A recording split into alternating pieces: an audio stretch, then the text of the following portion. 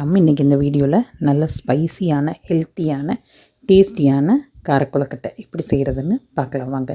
அதுக்கு நம்மளுக்கு தேவையான அளவுக்கு அரிசி எடுத்து நல்லா கழுவி ஊற வச்சுக்கோங்க. மிக்ஸி ஜாரில் காரத்துக்கு தேவையான அளவுக்கு வரமிளகா, கொஞ்சம் சீரகம், ஒரு கைப்பிடி அளவுக்கு தேங்காய் சின்ன சின்ன பல்லுகளாக அறுத்து அதை ஒரு அரைச்சதுக்கப்புறம் பார்த்திங்கன்னா இந்த ஊற வச்சுருக்கிற அரிசியும் போட்டு அதுக்கு தேவையான அளவுக்கு உப்பும் போட்டு நல்லா இது மாதிரி அரைச்சி எடுத்துக்கோங்க. ரொம்ப நைஸாக அரைக்கக்கூடாது.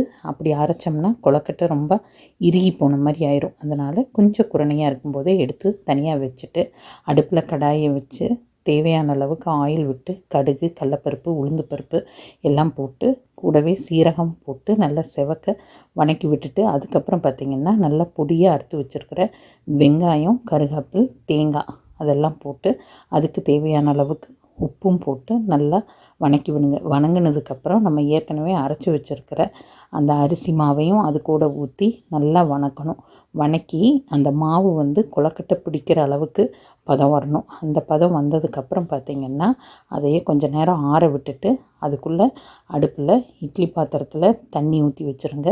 தண்ணி காயறதுக்குள்ளே நீங்கள் அந்த மாவை இது மாதிரி கொழக்கட்டைகளாக பிடிச்சி வச்சு ஒரு ஆவி வச்சு எடுத்திங்கன்னா அருமையான ஸ்பைசியான டேஸ்டியான காரக்குழக்கட்டை ரெடி ஆயிரும். செஞ்சு பாருங்கள்.